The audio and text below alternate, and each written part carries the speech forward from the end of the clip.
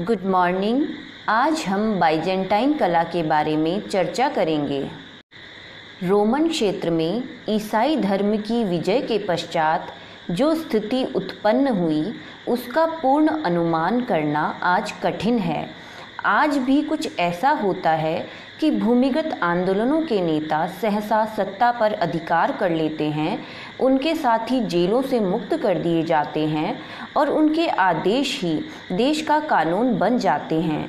जो विचारधाराएं प्रतिक्रियावादी समझी जाती थी वे ही विकासवादी माने जाने लगती हैं।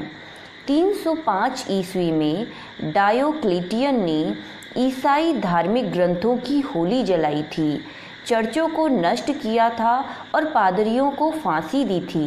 वह चाहता था कि हरक्यूलिस तथा जुपिटर के आदर्शों पर आधारित सम्राटों की यूनानी रोमन पद्धति की राज्य सत्ता समाप्त न हो, चाहे इसकी कितनी भी कीमत क्यों न चुकानी पड़े। सहसा ईसाई धर्म, जो अब तक अवैध संप्रदाय माना जाता था, अब वैध माना जाने लगा और इसके अनुयायियों को पूर्ण नागरिक अधिकार प्रदान किए गए। इन्हें वरीयता भी दी जाने लगी और संपूर्ण रोमन साम्राज्य के निवासी ईसाइयों को राज्य की सुदृढ़ता एवं सुरक्षा की दृष्टि से संगठित भी किया गया। सम्राट कॉन्स्टेंटाइन प्रथम 306 ईस्वी में गद्दी पर बैठा। 325 ईस्वी में नाइसिया में ईसाई धर्म की प्रथम महासभा हुई, जिसमें मूर्ति विरोध की निंदा की गई और ईसाई धर्म राजधर्म घोषित हुआ। इस महासभा की अध्यक्षता स्वयं सम्राट कॉन्स्टेंटाइन ने की। यहीं से ईसाई धर्म का व्यापक प्रचार आरंभ हुआ और इस प्रचार में राज्य ने पूर्ण सहयोग दिया, जिसमें कलाओं से भी धर्म प्रचार का कार्य लिया गया। ईसाई धर्म से संबंधित इसी कला को बाइजेंटाइन कला कहते हैं। यद्यपि यह यूरोप में ही विशेष प्रचलित हुई थी, तथापि इसे पश्चिमी शैली न मानी जाकर पूर्वी कला शैली माना जाता है। इसका प्रधान कारण यह है कि इसका मुख्य संबंध बाइजेंटियम से रहा है, जिसे सम्राट कॉन्स्टेंटाइन प्रथम ने 330 ईस्वी में अपनी राजधानी बनाया था। इससे पहले बाइजेंटियम को ग्रीक साम्राज्य की पूर्वी राजधानी माना जाता था। दूसरा कारण यह है कि इस शैली पर Asia Minor, Iran, Iraq, Semitic आदि पूर्वी सभ्यताओं और देशों का बहुत प्रभाव पड़ा था। इसी से चित्रकला के समीक्षक इसे ईसाई धर्म से संबंधित पूर्वी कला शैली मानते हैं।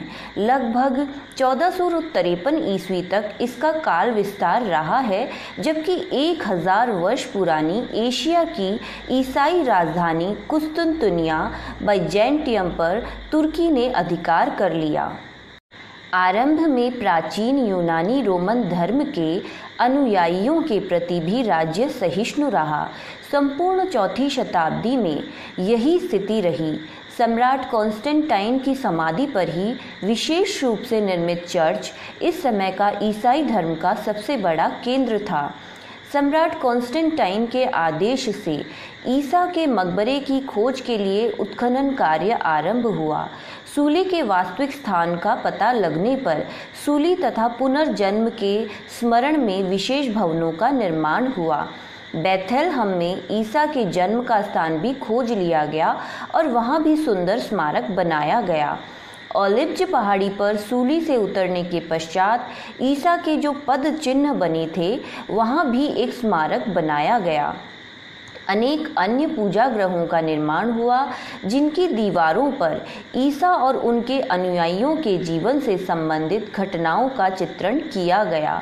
रोम में सेंट पीटर तथा सेंट पॉल नामक ईसा के दो प्रमुख शिष्यों के अवशिष्ट चिन्ह खोजने के प्रयत्न आरंभ हुए और वेटिकन नामक पहाड़ी पर भूमि को समतल करके एक विशाल मंडप का निर्माण किया गया।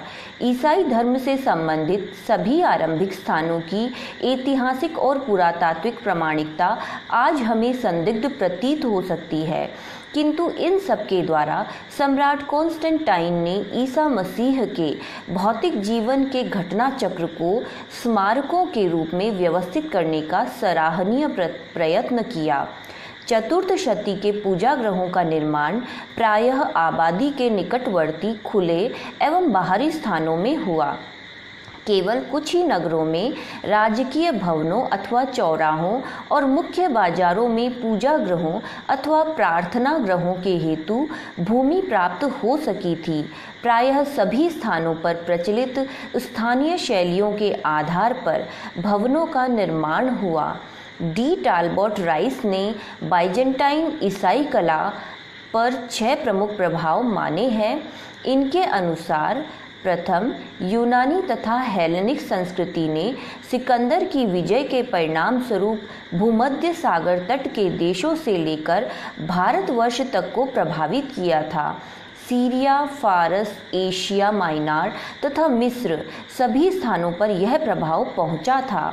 तृतीय शती ईसा पूर्व तक इन सभी स्थानों की कला में अनेक रोमन हेलेनिक तत्वों का सम्मिश्रण हो चुका था जो यूनानी कला से विकसित हुए थे। दूसरा, रोमन तथा इतालवी संस्कृति ने ईसवी सन आरंभ होने के लगभग अपना एक निजी स्वरूप भी विकसित कर लिया था। 330 ईस्वी में बाइजेंटियम को कुस्तुनतुनिया के नाम से अपनी राजधानी बनाने में समय सम्राट कॉन्स्टेंटाइन इसी रोमन संस्कृति के अनेक उपकरण तथा कलात्मक वस्तुएं अपनी नई राजधानी को सजाने के हेतु ले आया था।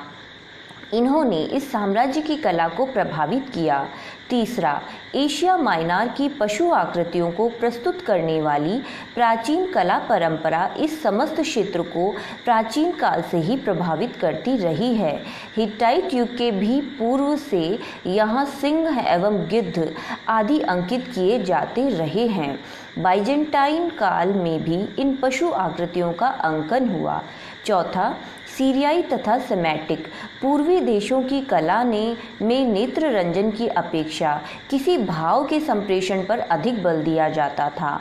सामने की स्थिति में आकृति बड़ा और लंबा सिर, प्रमुख आकृति को अन्य आकृतियों से बड़ा बनाना और रिलीफ चित्रों को नीचे से गहरा काट देना इस कला की प्रमुख विशेषताएं थी। सेमेटिक धार्मिक मान्यताओं के अनुसार देवी आकृतियां भयावह, रहस्यात्मक तथा गंभीर अर्थ से युक्त होती थी, अतः उनकी कला बड़ी व्यंजक तथा ओजपूर्ण होती थी। पार्थिया, बाल्बैक, पालमीरा तथा ड्यूरा की कला में इस युग में ये प्रभाव देखे जा सकते हैं। 5वीं शती से 11वीं शती तक ये प्रभाव चलते रहे। श्री राइस का विचार है कि इसके साथ हेलेनिक कला ने मिलकर ही संपूर्ण बाइजेंटाइन कला को मुख्य आधार प्रदान किया है। इस क्षेत्र के प्रभाव से दक्षिण पश्चिम में जो ईसाई कला मिस्र में पनपी उसे कॉप्टिक कहते हैं। 5वां, इस समय ईरानी साम्राज्य में कुछ क्षेत्र इराक का भी सम्मिलित था, अतः ईरान में जो कला पनप रही थी उसमें इराकी प्रभाव भी था। ईरानी संस्कृति का सुंदर रूप सासानी शासन की कला में विकसित हुआ, जिसे बाइजेंटियम ने भी अपना लिया। इस कला शैली का सर्वाधिक प्रभाव वस्त्रों, मूर्तियों तथा धातु एवं सिरेमिक के उपकरणों में मिलता है। चमकदार रंगों द्वारा अलंकृत डिजाइन निर्माण इस कला की प्रमुख विशेषता है।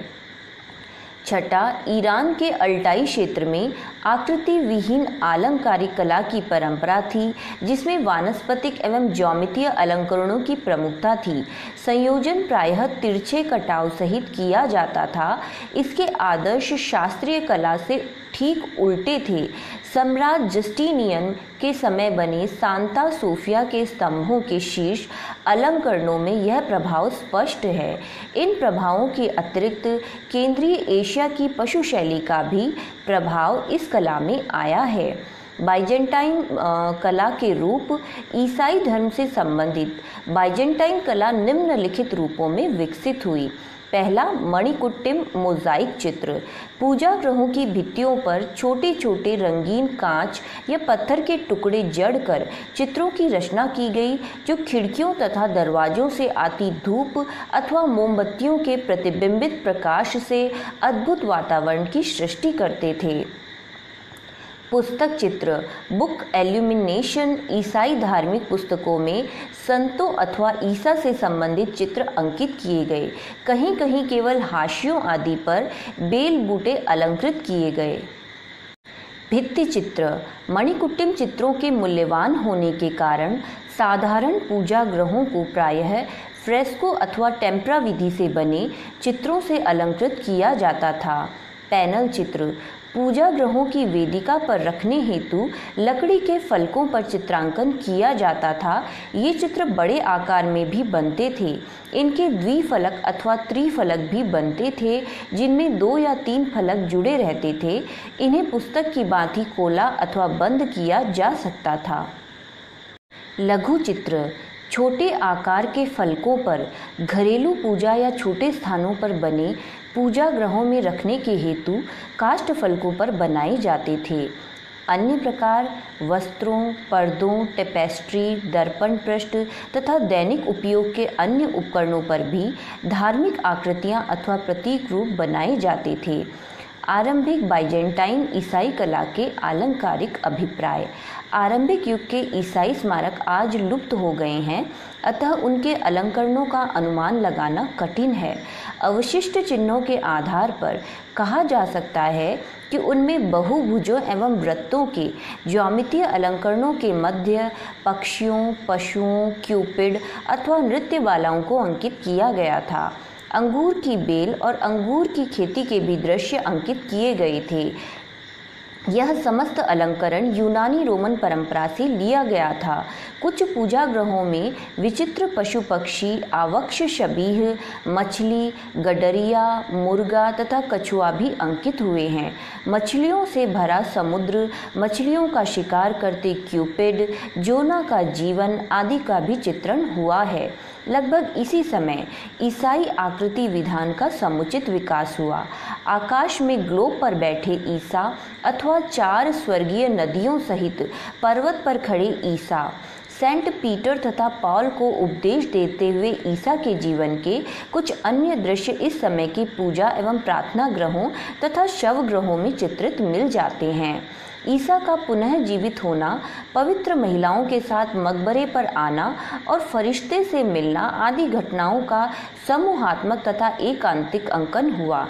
स्वर्गारोहण, सूली, भविष्यवाणी, भक्तों के दर्शन, जन्म की दीक्षा आदि के दृश्य भी चित्रित किए गए। प्यूडिजियाना के चित्र में एक मणिकुट्टिम चित्र है, जिसमें 2 प्रतीक नारी आकृतियों के मध्य सिंहासनासीन ईसा चित्रित हैं। पीछे पहाड़ी है जिसके शिखर पर क्रॉस गड़ा है। पृष्ठभूमि में यरूशलेम के स्मारकों का दृश्य है। आकाश में अन्य प्रतीक आकृतियां हैं। इस प्रकार आरंभिक बाइजेंटाइन कला में ईसा के स्वर्ग और पृथ्वी के जीवन से संबंधित दृश्य मिले जुले रूपों में ज्यामितीय अलंकरणों के साथ साथ अंकित हुए हैं। संभवतः इनसे यह व्याख्या की गई है कि ईसा के स्वर्ग और पृथ्वी के जीवन अलग अलग नहीं हैं। वे सभी जगह हैं और पृथ्वी पर मनुष्यों के महान उद्धारक और रक्षक के रूप में अवतरित हुए थे। इस समय से जो चित्र बनने आरंभ हुए, उनमें ईसा की सत्ता सर्वोपरि दिखाई गई। उन्हें संतों से घिरे हुए उसी प्रकार चित्रित किया जाने लगा जैसे किसी सम्राट को राजसभा में अंकित किया जाता है। सूली का चिन्ह ही उनकी विजय का प्रतीक बन गया। इस वीडियो में हम इस टॉपिक पर यहीं तक चर्चा करेंगे। बाइजेंटाइन कला के बारे में आगे चर्चा हम नेक्स्ट वीडियो में करेंगे। सो प्लीज़ इस YouTube चैनल को ज़रूर से सब्सक्राइब करें। Thank you.